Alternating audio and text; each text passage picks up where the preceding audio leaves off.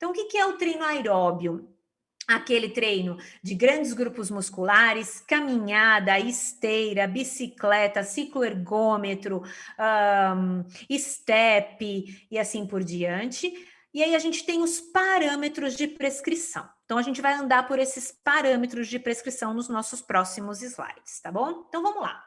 Para a gente falar sobre esses parâmetros, a gente precisa falar de um princípio-chave da prescrição, que são os princípios FIT. Então, veja só, a gente vai falar o que significa princípios FIT. Princípios FIT, F, deixa eu só tirar a minha ponteira para poder mexer aqui o meu controle. F de frequência, I de intensidade, T de tipo, T de tempo e P de progressão. O P é por minha conta aqui, ele não existe no FIT não, tá bom? Mas é super importante da gente pensar. Então, vamos falar sobre o tipo, gente. Então, aqui eu apresento para vocês algumas possibilidades do treino aeróbio, seja ele feito na bicicleta. Em geral, a bicicleta horizontal é mais indicada quando o paciente tem problemas de equilíbrio, quando o paciente está na fase subaguda. Em geral, quando o paciente ainda tem déficit de equilíbrio, eu amarro esse paciente na bicicleta com uma cinta abdominal, com uma faixa daquelas de amputados, com um lençol, o que você puder garantir. Por quê? Porque no treino aeróbio eu não desejo promover instabilidade. Para eu poder atingir a intensidade desejada, o treino aeróbio tem que fluir da forma mais segura possível, ok? Então, se eu tiver suspensão parcial de peso, eu vou usar. Se eu precisar amarrar o paciente, eu vou amarrar. E nesse momento eu não vou estar preocupada com o quanto de espasticidade está entrando. O meu objetivo é atingir a intensidade desejada. Então, aqui eu estou mostrando para vocês o treino aeróbio sendo feito também na forma de caminhada. No nosso serviço, na Escola de Educação Física, os nossos pacientes usam o frequencímetro e a gente monitora eles pelo tablet. Então, no tablet, a gente tem a frequência de todos eles se exercitando ao mesmo tempo e a frequência-alvo de cada um deles, para saber a quantos por cento da frequência cardíaca cada um deles está. Já vou mostrar isso para vocês.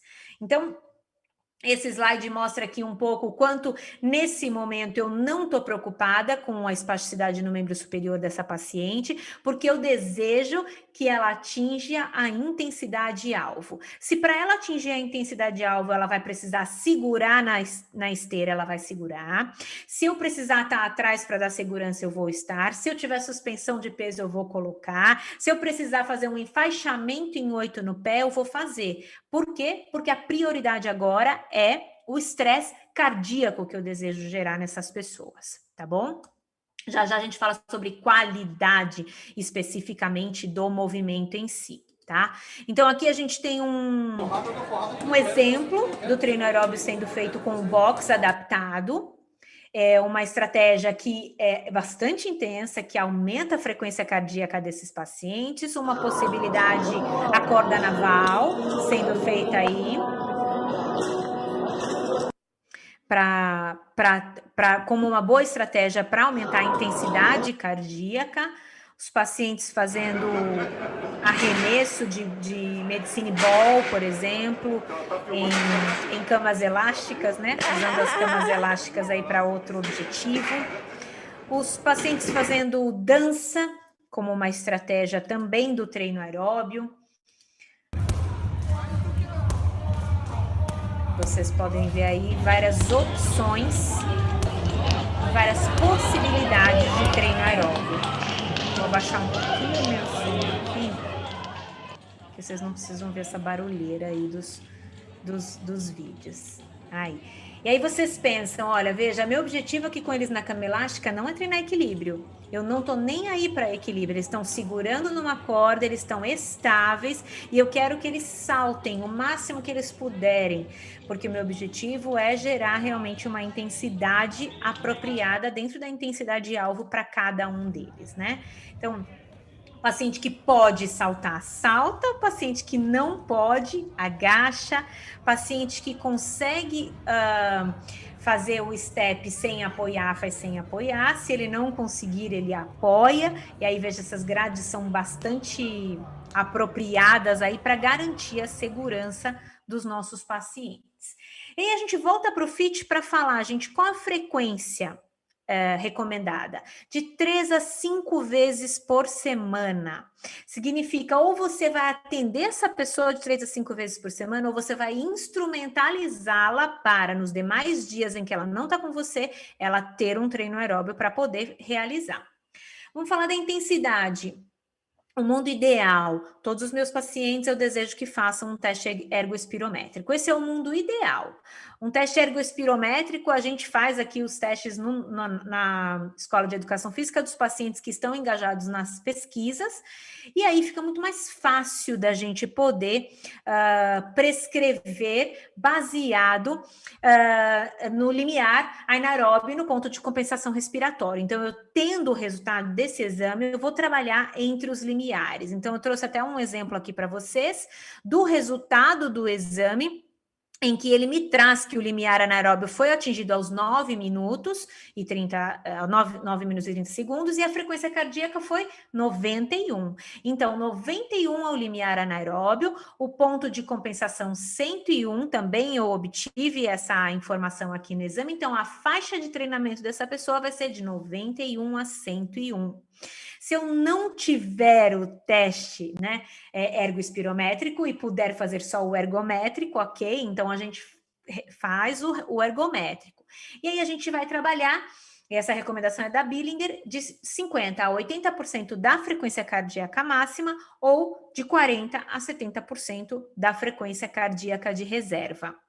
Então, aqui um teste ergométrico, em que a gente obteve a frequência cardíaca máxima, 146 desse paciente, e aí eu faço o cálculo, 50% dá 80 batimentos, 80% dá 116, então se eu vou trabalhar 50 a 80 da máxima, é de 80 a 116 batimentos, tudo bem? Se o paciente tiver, se for detectada a isquemia, né, ou arritmia, a gente vai trabalhar com 10 batimentos abaixo do limiar. Então, nesse cálculo, eu vou reduzir, né, o valor aí, então, desse paciente, 118 menos 10, 108. Então, eu vou trabalhar de 91 a 108, baseado no teste ergométrico que determinou o limiar da arritmia.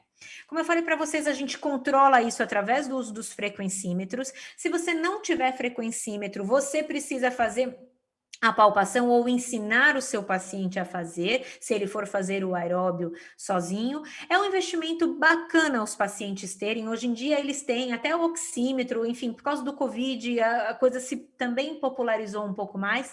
É mais fácil da gente poder mensurar e controlar a frequência durante os exercícios. É um parâmetro muito importante, não só para o treino aeróbio, mas para o treino resistido também. Tá?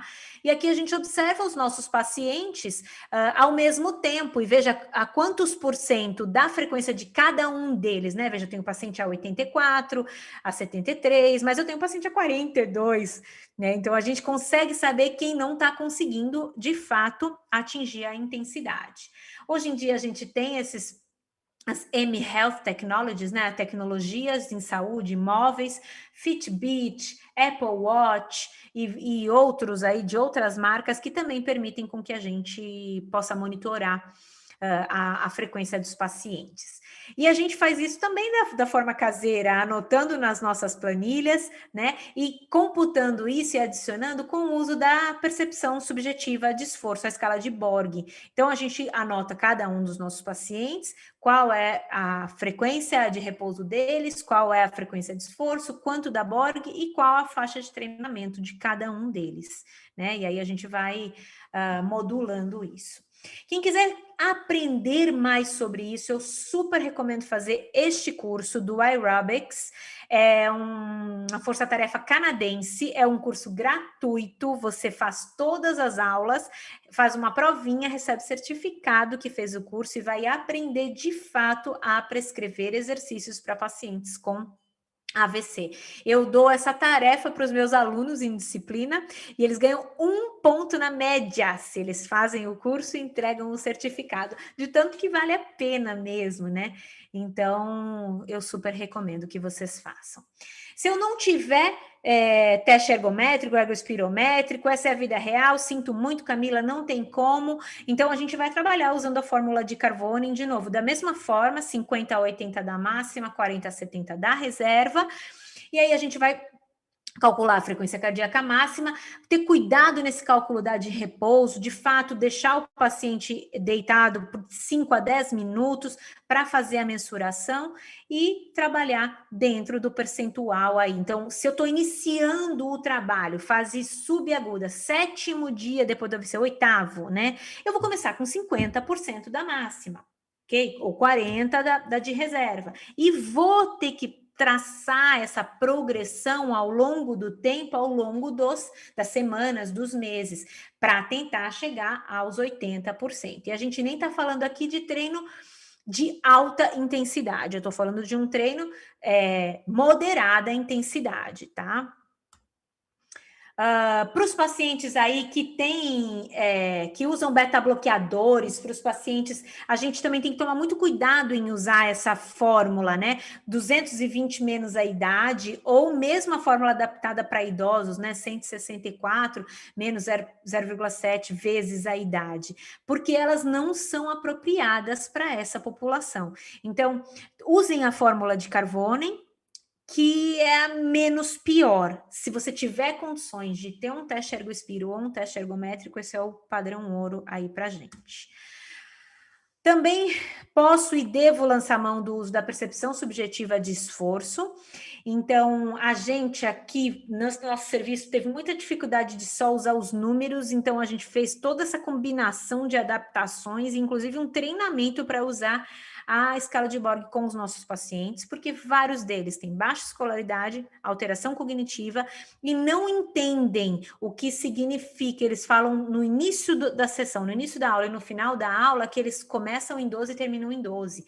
Então, assim, para eles é muito difícil compreender essa escala. Então, a gente, todo início de semestre, faz um treinamento, uma aula explicativa, porque a gente vai usar essa escala todas as sessões. Então, é importante os pacientes conhecerem, né? E aí, lançar a mão das cores, das carinhas e tudo mais, né? Então, a gente sabe que tem uma correspondência aí, 12 e 13, a gente estaria perto aí dos 60% da massa, da frequência cardíaca máxima, e 16 a gente estaria perto dos 85%. Então, se o paciente estiver variando do 12 até o 16, ou seja, no amarelinho entrando para o vermelhinho, a gente estaria aí dentro dos nossos parâmetros de intensidade. E aí a gente vai para o tempo, de 20 a 60 minutos por sessões, podendo ser subdivididos aí em várias pequenas sessões ao longo do dia, né? E a progressão, então, se a gente começou em 50, as primeiras 4 semanas eu vou dos 50 aos 59, e para o próximo mês eu já planejo entrar dos 60 aos 69. É importante imprimir progressão, em particular, todos os meses. Se você for para a academia, ficar 6 meses fazendo o mesmo treino, você não está modificando o estímulo necessário para construir as capacidades que você está treinando, sejam ela força, sejam ela aptidão aeróbia, tá? Então, a gente precisa pensar sobre isso. Eu trago aqui um exemplo de progressão em que a gente alterna, né, o tempo da sessão e a intensidade através da frequência cardíaca. Então, se vocês observarem na primeira a quarta semana, eu estou em 20 minutos de treino aeróbio a 40% da frequência de reserva. Já na quinta semana, aumentei 5 minutos, mantive a frequência. Já na sexta semana, mantive o tempo, aumentei a frequência. Então, a cada 4 semanas, eu alterno ou o tempo ou a intensidade através da frequência. E isso te permite ir modificando o estímulo ao longo do tempo.